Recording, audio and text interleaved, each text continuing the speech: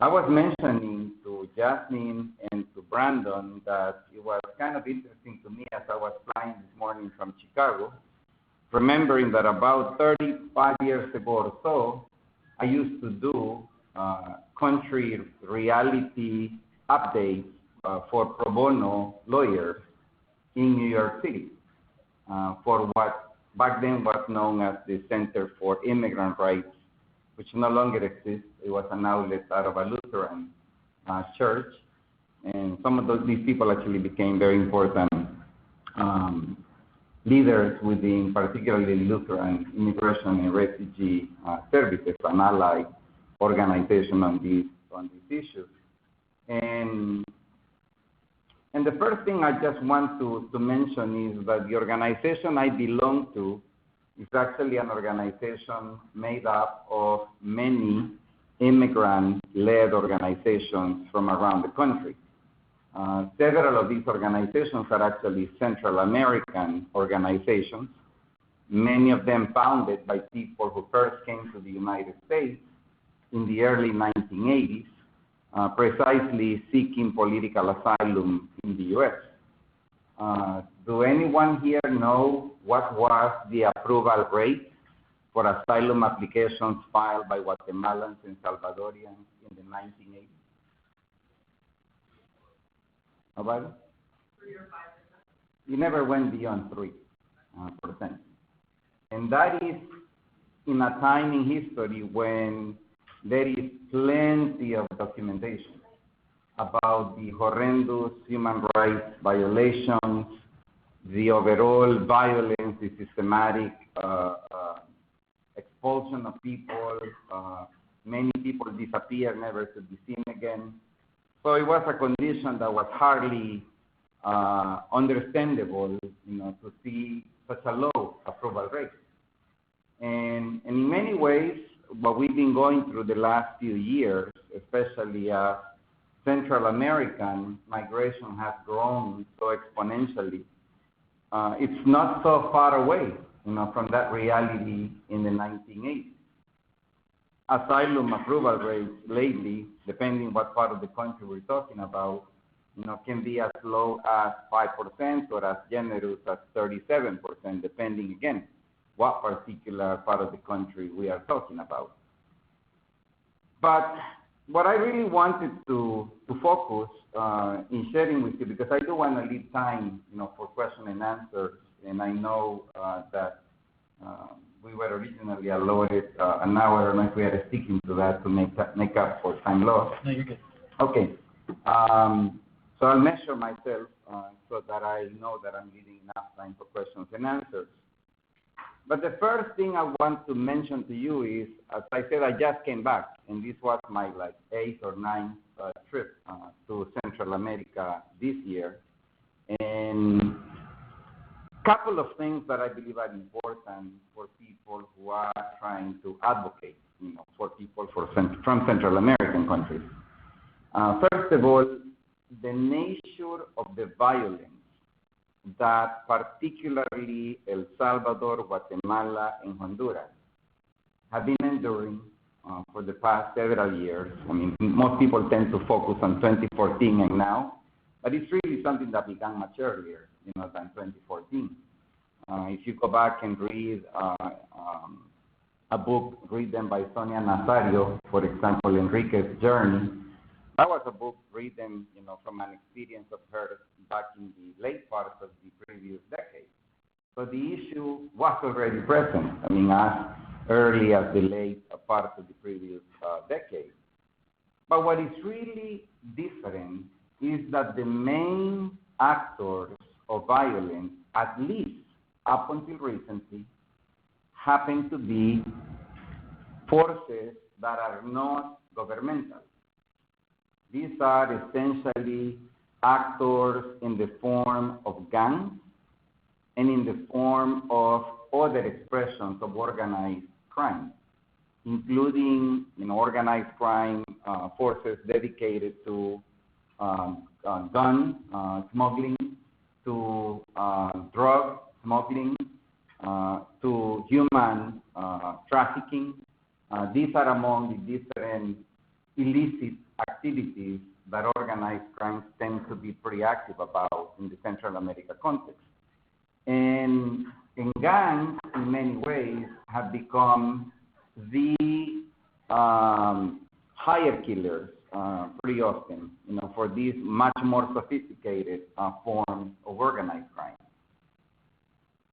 And this violence is something that it's not clear-cut. I actually visited a couple of neighborhoods this last time that are, from an outsider point of view, infested, with gang presence, to the point that gangs really control territory.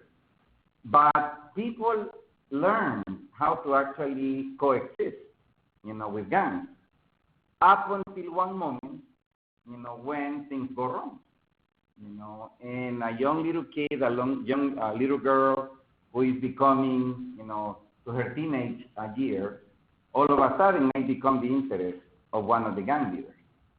And what was a relationship relatively peaceful between people living in a given neighborhood and gangs can turn from one day to the other into an ugly relationship. And that is what makes this situation very hard, to understand, because, again, gangs, for all practical purposes, control vast areas of territory, vast area of neighborhoods in any one of these three countries that I'm referring to. I think it is also important for people defending, people seeking protection in the U.S. to understand something that I came to understand long ago, but that I understand even better now, and that is that the standards of humanitarian protection that are now in place, domestically and internationally, are actually obsolete. They are no longer useful to ensure protection for people seeking safety when running away from a condition like the one that I briefly described to you with one, rather small example, from many other worse examples that could be said. And it is also important to understand that in current law, there is an insistence in making a difference between a so-called economic migrant and a person seeking humanitarian protection, refugee, asylee, etc. The reality is that these are multiple layers of the same onion.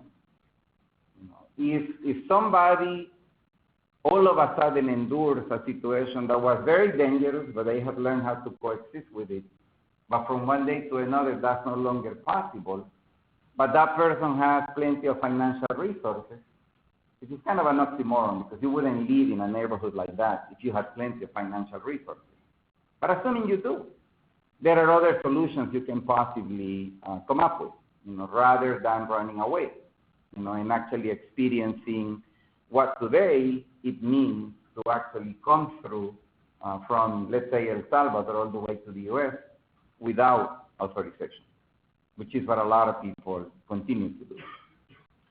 So the issue of economic migrants, again, is more, I find, a distraction, that sometimes it's more designed to create or reinforce a certain narrative that is important in the political arena, because then the public in general gets to be conditioned to think in a certain way about people, in this case, from Central American countries.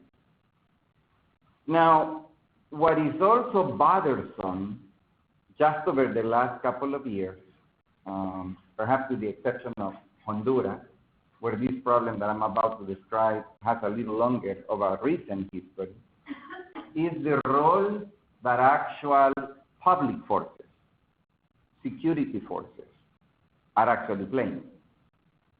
The U.S. government basically asked the Central American government in the summer of 2014 to find a way to stop the flow. That was basically the message conveyed by our Vice President, Joe Biden, to Central American presidents in a meeting that took place at the end of June in Guatemala City in 2014. Again, I mean, the message was, we don't know how, but stop the flow. We don't want them, coming to our border because they become a headache. And you may recall that even our current presidential candidate on the Democratic Party had actually a very similar response. When first asked about what she would do with these Central American kids coming in, the answer was round them up and send them back, because we don't really want them here. And the Central American governments basically only know one way, to stop this kind of social unrest that they did not plan. And it is to use violence. So what's going on recently, and as I said, for a longer period of time in Honduras, because let's just remember for a minute that in Honduras, for all practical purposes, there was a coup d'etat in 2009 against a legitimately elected, democratically elected president. We kind of covered it up under many different names and arguments, but the bottom line is when you come early in the morning and take a president out at gunpoint from his residence and then put him in a plane not knowing where he's going, that's a coup d'etat. I mean, you can call it whatever you want. I mean, you can call it congressional transition or whatever, but it is a coup d'etat. And it was the military who basically carried out the coup d'etat in Honduras. That's why I'm saying that in Honduras, what I'm about to describe, has a little longer of a history in recent years. But what's happening in Guatemala, and perhaps even more concerning in El Salvador, is that the political bosses, from the president down, tell the armed forces and the national police, exterminate gangs. Do whatever you have to, but put an end to them. And don't worry about complaints, because if there are complaints from people, we'll shut them up. And so police forces that were never really that democratic, and armed forces that were never really that democratic, all of a sudden are told that they can go back and do what they actually know very well how to do. And so what we are seeing now in these countries is police forces going into densely populated neighborhoods, allegedly going after gang members, but they go with guns in hand, and then they begin shooting. And when they shoot, they often kill people that have nothing to do with members of a gang. But they immediately come and put guns in the hands of the people that they killed. And they say, no, they were gang members, and that's why we shot them. And when the relatives complain that who got killed was a little boy who had nothing to do with gangs, a police officer comes and tells them, shut up, or we'll come for the rest of you, and we will say that you were supporting gangs. Because in El Salvador, they even changed the laws in the last couple of years to elevate gang members and gang organizations to the same level of terrorism. So they can argue that they were going after terrorist organizations. And again, the impunity that is beginning to show up is very worrisome, because there are more and more cases, like those I just described hypothetically. Some people are being brave enough and they actually go and file, claims, police reports, at the risk of being targeted, by the very police that they are complaining against. But many people decide not to. Many people just decide to leave, because it is the safest thing to do. And this is what also people need to understand. The transit without a visa from El Salvador to the U.S. is not at all a walk in the park. It's a very tough undertaking. And the only reason why people do it is because they really put on the balance. Am I safer staying, or am I safer leaving? Both of them are risky undertakings, but which one do I go with? And that's basically the conclusion people come to, that risking coming northward is the safest thing to do, even though it is highly risky. As I mentioned before, sadly, our government, the U.S. government, has not really played, the best possible role, the most positive role it could have played. Because we've been essentially telling the Central American government, find a way to stop the flow. And we have also told Mexico to help us stop the flow. I mentioned to you that I was in Mexico, at the Mexico-Guatemala border recently. And essentially, there are two policies in place, when it comes to the Mexican official response to people arriving to their territory without authorization. On one hand, you have the policy toward Central America. And I mean specifically Guatemala, Honduras, El Salvador, and Nicaragua. If you happen to be a national from many of these four countries, and you are caught by the Mexican immigration police, and you are placed in detention, you're going to be sent back very fast. They bus people on a daily basis from Sunday to Thursday. Not Monday to Friday, because it takes a day to get back to the country. That's why they send them on Sunday, so that they can be received on Monday, in Central American capitals. But if you happen to be from other parts of the world, including Cuba, for the most part, they don't detain you. They process you, as somebody who is unlawfully present in Mexico. People, as a matter of rule, argue that they are refugees, and they are released, with a permit that allows people to travel from 20 to 30 days freely through Mexican territory. Now, why is it that they have these two approaches? Well, the simplest reason, the simplest answer is that for the Central Americans, they actually get reimbursed by the U.S. government. For the rest of the people coming in, they don't. So it's all about money in the end. And of course, 96, 94% of all foreign nationals coming into Mexico without visa happen to be Central America. As a matter of fact, if you look at the numbers of people being returned, from Mexico back to Central American countries today, you will find a very strong similarity between the number of Central Americans that were reaching U.S. soil up until 2014 and the numbers of people that now are being sent back, from Mexico to Central American countries.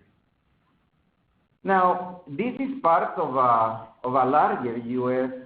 policy design. And the policy design is essentially one that I summarize in saying, so long as they don't get to the U.S., let's protect them. That's kind of the idea. If you look at what is the U.S. saying about Central American people fleeing violence, if they can go to Costa Rica and somehow be protected in Costa Rica, let's do it. If we can find an in-country processing program, the Central American Minors Program, CAM, as you may know it, let's do it. But if they try to get all the way on their own to our soil, then we will apprehend them and we will send them back as soon as we can. And again, bottom line is, even with the role of Mexico, if you have review statistics, there is already an increase in the number of unaccompanied children in particular, but Central Americans altogether, arriving all the way to the U.S., in spite of these policies that I already mentioned to you. The most recent report that has been put out on this issue, and I didn't want to make this presentation a numbers show, because there is plenty of studies that have been put out, by, in this case, UNICEF, but there was a very powerful report a year ago, more or less, by UNHCR called Children on the Run.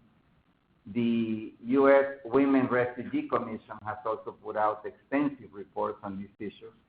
So again, you can definitely read plenty of it in more detail and in numbers if you wish. issues that I'm basically telling you, but in a more descriptive manner.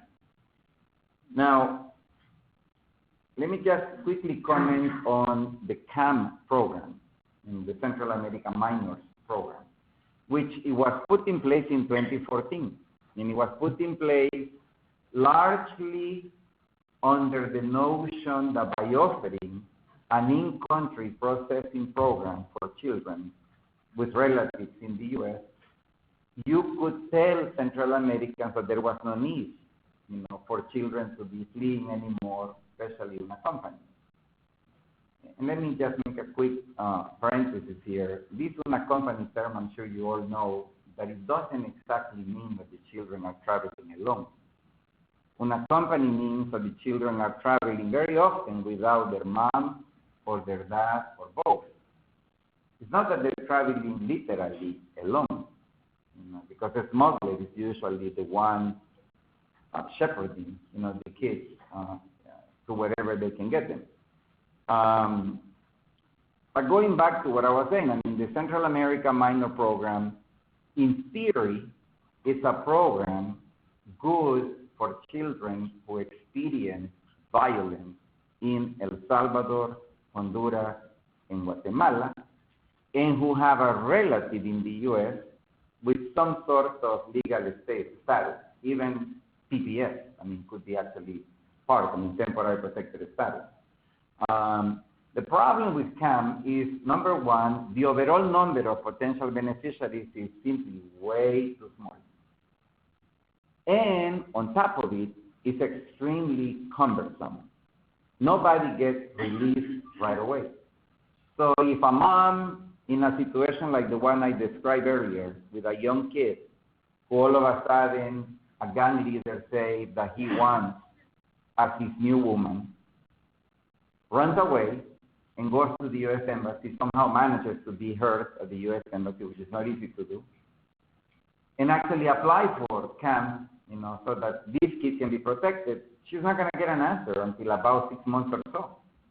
And the bottom line is, a mom in that situation wants the kid protected today, not in 6 months.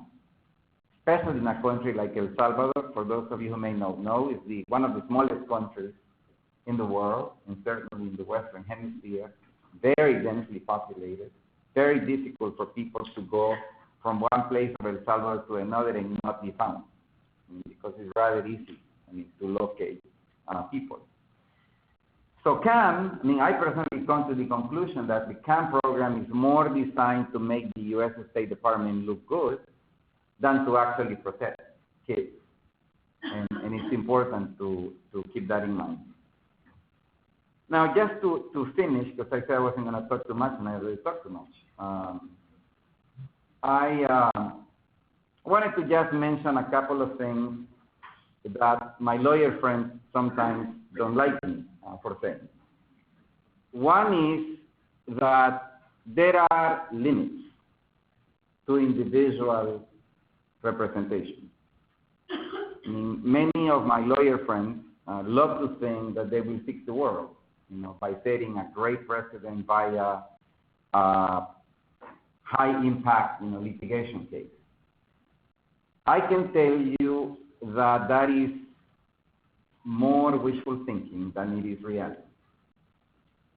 I told you that in the 1980s, we never managed to get more than 3% approval on asylum cases filed by people from El Salvador and Guatemala in particular. There were quite a few class action lawsuits, which back then were possible, not anymore, not in those particular circumstances.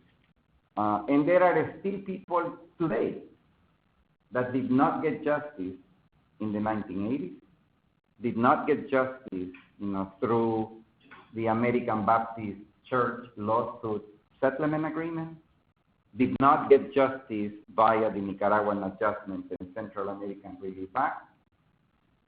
And it's important to keep in mind that in a parallel track to doing good individual defense of cases, we also need to do very strong policy efforts to try to find solutions to people above and beyond the one hard-moving case that I may be representing. I mean, and that is just a reality check, I mean, that I wanted to share with you, not to discourage you from doing what you do, because again, I'm not saying it's not important. I'm just saying it's not enough. You know, there has to be also this other track undertaken simultaneously as one advances with the notion of legal defense. I mean, I actually believe very strongly that the notion that we can secure appropriate, expedient legal representation to every single Central American person who may be qualified to apply for a remedy by a form of humanitarian protection, it's an impossible mission because there aren't enough lawyers, I mean, to actually represent every single case that requires protection. And the last thing I want to mention is, in this trip that I just made, but in many other trips I made before, something comes up that always I find frustrating. There are organizations in Mexico, in Central America, that are doing both overall policy advocacy work, you know, to improve the conditions at home, and in the case of Mexico, to represent people who are also meritorious of applying for political asylum in Mexico, who wish to be better connected, you know, with organizations in the U.S. doing legal defense and high-impact litigation here. Because if there could be a way to work more closely together, to work in a more coordinated manner, they believe, I believe as well, I mean, that we could all benefit more, you know, from doing that kind of work. So keep in mind that there are those groups, you know, that there are those type of entities, and that it would be incredibly powerful if we could somehow, in a day not too far in the future, actually come, you know, to find a system that allows us to connect better advocates in the U.S. with advocates south of the border from the U.S. So I like to stop there so that we have plenty of time for questions, answers. I've spoken for almost 30 minutes, so that should give us enough time for questions. Thank you. Yes? A couple of years ago, when we were seeing people coming from these countries and they were asking for asylum, we only heard about MS-13 and the 18th Street Gang. But now, the past year or so, we hear about localized groups, so that people don't know if they're affiliated with a gang, and possibly they aren't. So it makes our lives a little bit more difficult to prove that the people can't move to another part if it's just a localized gang. Gangs probably are connected, but the clients don't seem to know. This is something in particular, the case we just had from Honduras, and you know, the only names that they knew was, you know, a local or something. That's it. That was it. And they controlled the neighborhood. They did, but that's all they did. Sure. Let me summarize the question. Essentially, are there more gangs, you know, than MS-18 and MS-13? And are they organized by neighborhood to the point that, you know, a gang that somebody may know in a given neighborhood may not be known, you know, to other people someplace else? I can tell you that we are seeing, indeed, a gradual diversification, to use a nice word. They are basically splintering very often, gangs. And there are indeed new gangs, especially in Honduras, that are actually gaining also control over certain areas of territory. Now, it is confusing because some of them are really small and they operate in very specific neighborhoods. There is also something that I was told just this last trip that I found really interesting. I don't know how many of you may have read a piece that was actually written by Sonia Nazario in the New York Times about a month ago or so. And she seemed to argue in that article that things were getting better in Honduras, and specifically in San Pedro Sula, which is known as one of the most violent, you know, cities in the world. And what she said in this article is that essentially things seem to be getting better. You know, violence rates were going down. And what I've been told is that yes, street violence is getting better in terms of, not so many killings. But it's not so much that gangs don't control it. It's more the fact that drug trafficking cartels don't like too much violence because it brings more police and more army into neighborhoods. And so after all, as I mentioned earlier, gangs are often clients of higher powers. And the higher powers are usually those associated with drug trafficking. But in short, I think that, and I can provide you actually with a little more details if you give me contact information regarding the pattern of diversification of gang violence, particularly in Honduras. I off the top of my head don't recall the different names, but there are 3 or 4 new gangs that one is hearing more and more about in Honduras, and specifically in San Pedro Sula, to be more precise. So again, I don't think it is something that you should discount. I think it's something we are going to see more, not so much in El Salvador. In El Salvador, there is a much stronger control by these 2 leading gangs, and even though they tend to operate somewhat independently in neighborhoods, they are still accountable to one of these 2 large 2 gangs. There is 1 or 2 other smaller gangs, but they are not very well known and don't control that much territory. So, there was a hand over there. Yeah, on the top, green shirt. Yeah, you. Mm-hmm. Would you mind sharing with us your thoughts on the Alliance for Prosperity plan in the Northern Triangle, and in particular, its focus on citizen security? Sure. How many of you have heard of Plan Alliance for Prosperity? Only you?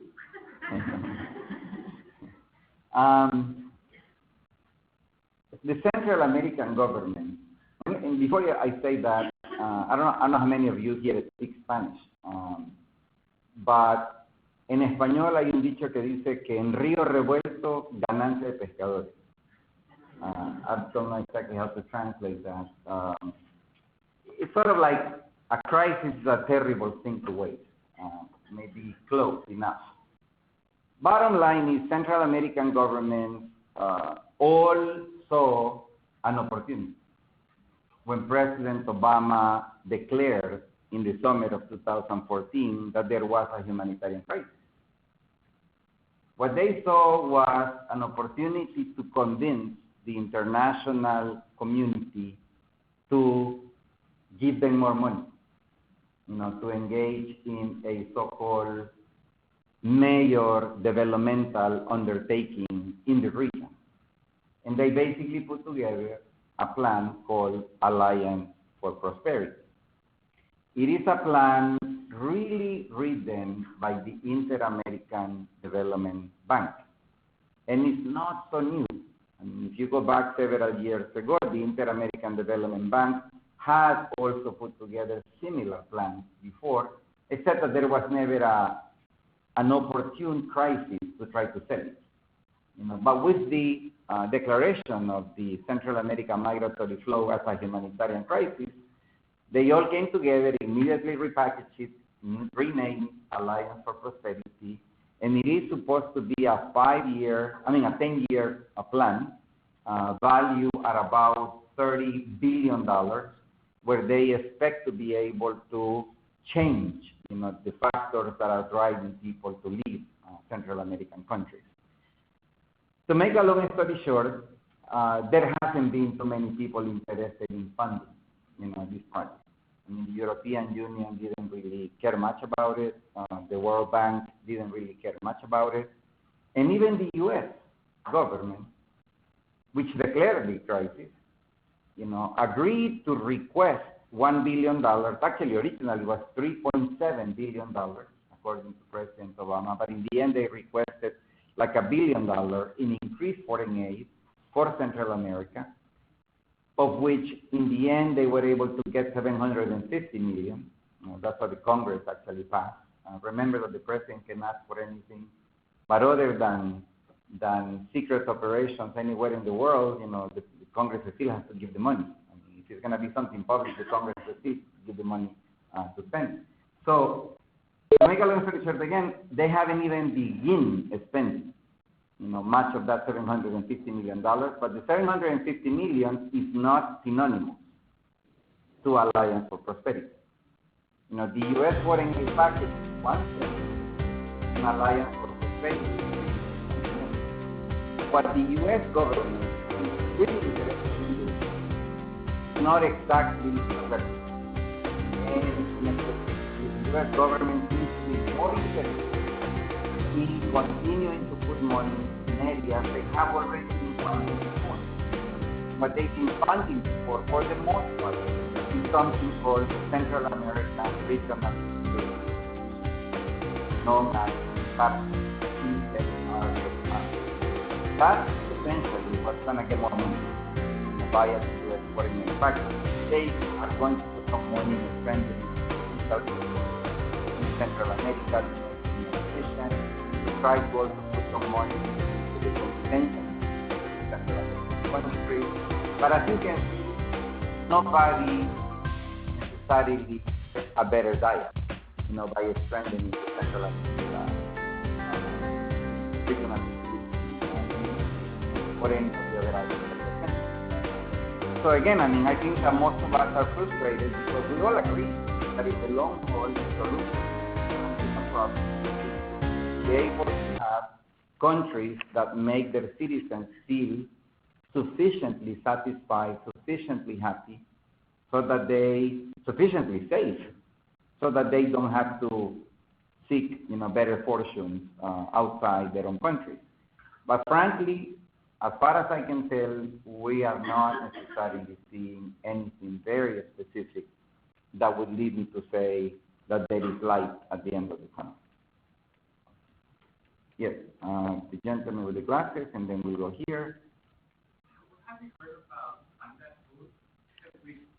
When have you heard about sangre azul? Sangre azul? Yeah. Okay. A lot of the kids make a higher phenomenon than telling us about sangre azul, or that they did it not affiliated with the government and they're just broke people who vigilante people who kill people, and they're killing the gang members. And so there's a mixed feeling from, from the kids, whether or not that's a positive thing what's going on or a negative thing. I want to see your opinion about it.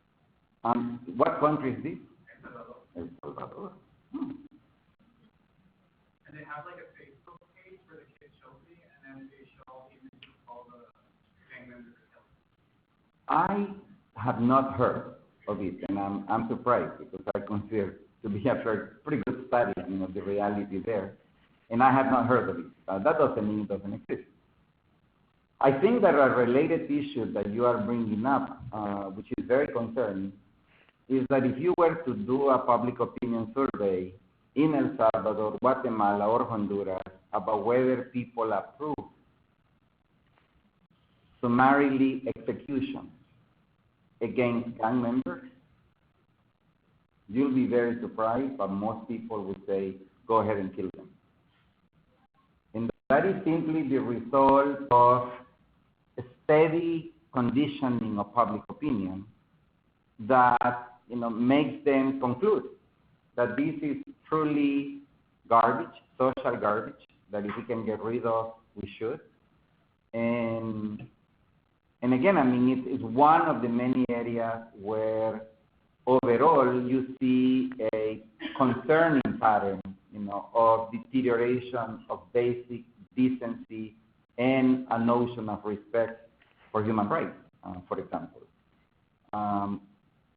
Images of assassinations committed by gangs are put front page in the newspapers, they are broadcasted every night, the radios are all talking about it. So this is part of the conditioning that goes on, that makes people say, well, if the army can come in and kill them all, great. The police comes in and kill them all, great. The problem is when an innocent casualty falls victim of this pattern, the public opinion is already conditioned to say, oh, no, most likely that person must have been related, to some gang violent organization, and that's why they were killed. And this is something that happens also everywhere, including in the U.S. you were making an introduction about Chicago homicidal rate. Part of the problem in Chicago is that most of the kids being killed are black. Most of the kids being killed after black are Latinos. And who cares about blacks and Latinos? I mean, that's basically the attitude. There is a level of dehumanization that goes on that is very concerning. As I said, it's much more raw in El Salvador, Honduras, or Guatemala, but we also have our own problems with that kind of desensitization that goes on. But I'll find out about Sangre Azul. Yes. Yes, sir. My question might be more specific to you, if that's possible afterwards, but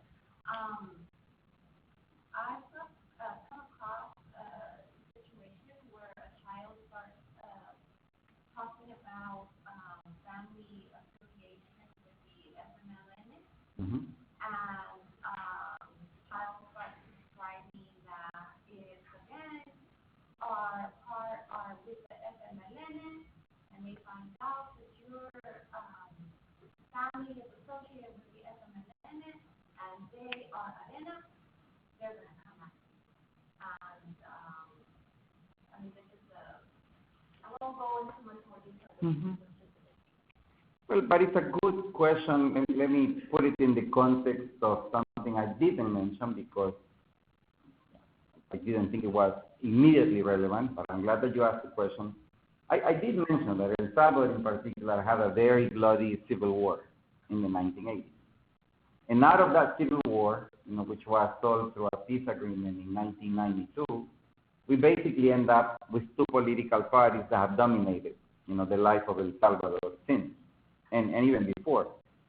The former rebels, organized now into a political party under the acronym FMLN, and on the other hand, a party closely associated with the interests of wealthy families and the military to a lesser degree now in El Salvador, called Arena. The animosity between these two political parties is not different than the animosity between hardcore Republicans and hardcore Democrats in the U.S., except that they also every now and then give themselves to kill each other. And so these repercussions, or the expanding waves of this level of polarization extend to other areas, of life. So I'm not so surprised, to hear what you're saying, and I'll be happy to speak with you afterwards more specifically about, anything more that you want. But suffice to say, that the polarization in El Salvador that comes from the 1980s is not at all something that we are beyond that chapter, sadly. It continues to be something that haunts us, and that makes the reality today with the gangs, with the narco-trafficking cartels, that's more complicated. And I wouldn't say that political parties in El Salvador, both of them that we mentioned, are 100% exempted, from the problems related to gang violence and to narco-trafficking. Other questions? Yes. I was interested in any ideas you had for organizations that could work on some of this transnational stuff, like working with good organizations in Mexico, Central America, because I think there are some really specific needs that would be helpful for both, like for translators in the United States who speak indigenous languages, or service processors in Honduras, or a home study provider in El Salvador. And I'm wondering if you know of any organizations that I can talk to you later about that. But it seems like there's so many specific ways that collaboration could improve our work so much. Yeah, definitely. I'll be happy to speak to you about it. We are actually involved in a conversation that involves multiple parties right now. We had a meeting recently in San Salvador, as a matter of fact, to begin to look at ways in which there can be both very specific collaboration on areas of common need, like, for example, interpreters, as you mentioned, but also some lawyers in the U.S. would wish they had access to get more specific documentation about cases they're working on. And they often find themselves frustrated because they don't know who to turn to. in Honduras, El Salvador, Guatemala. So there is some conversation going on, and it involves some of the usual suspects, like the American Immigration Lawyers Association. I don't know that there was anybody from AGA at this meeting, but National Immigration Law Center has also been involved in this conversation. They're still in a very early stage. So any input that any one of you may want to provide by way of what areas of collaboration may be is obviously very welcome. So, right there, and then we'll come to you. Yes.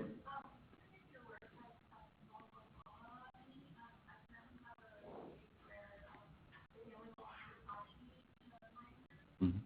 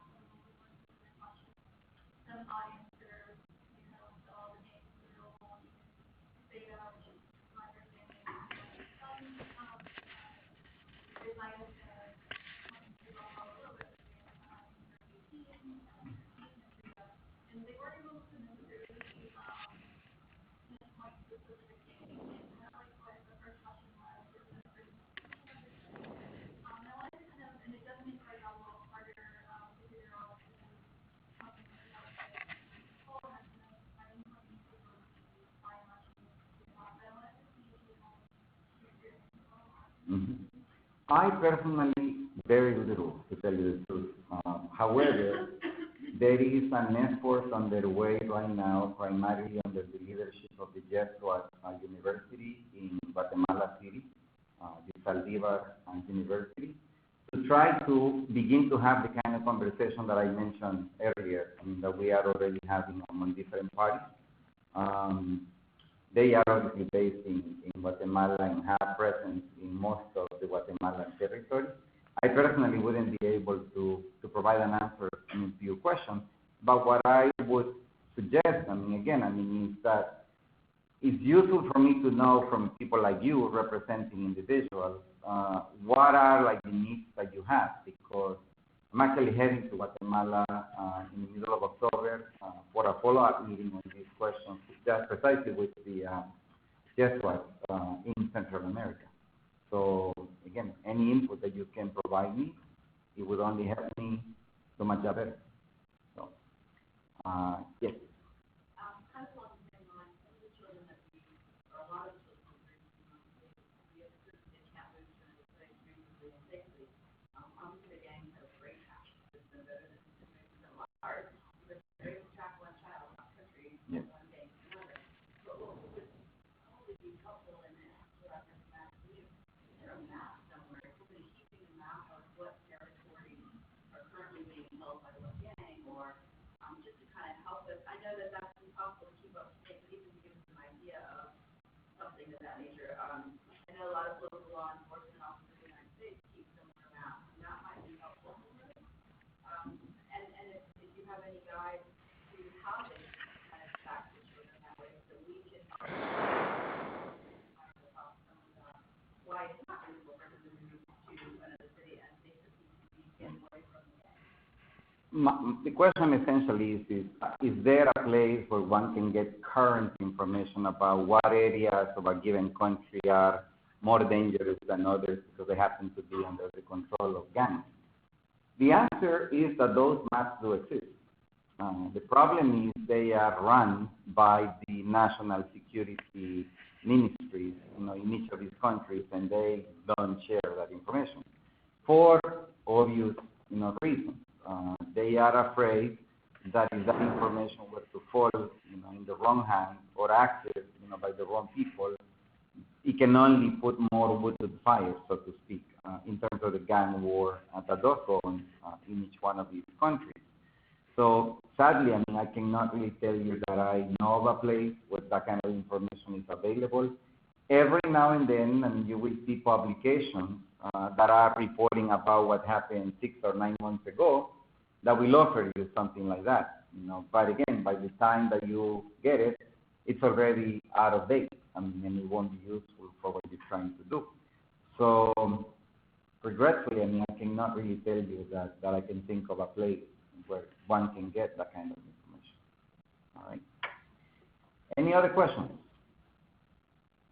It only made me, some of these questions just made me think of something that I also find that a lot of people don't understand, and especially people who only know about these issues from a theoretical, perspective. The way human mobility works is strongly driven by social networks. So, for example, if I am in country X and I am experiencing either deep economic hardship or, God forbid, persecution, and I have a relative in country A, country C or D may offer me a place to go, but I don't have a social connection in country C or D. So my natural instinct is going to be to try to get to country A, because that's the country where I have a connection. And that's the country where I see myself potentially functioning because of the social support that I am likely to receive by my relatives or the people I know. This is one of the areas where humanitarian law is very much out of date. Because, for example, the U.S. would love for Central Americans to go to Uruguay, or to go to Argentina, or to Chile. But the truth of the matter is, most people in Central America don't have a connection to Chile, Argentina, or Uruguay, no matter how hospitable, these countries may be. And so people will make every effort possible, to go to the country where, again, they happen to have a connection. And I debated some months ago this very issue with a Cuban-American leader in the U.S. who was telling me that the Central American kids don't really have a problem. All they want is get to the U.S. and get a good job. And he said, because if they were really experiencing persecution, they would be going anywhere, not just the U.S. And I just reminded him, where do all Cubans want to go? Thank you very much, folks. Oh, Thank you, Oscar. I can talk to her afterwards. She had a question.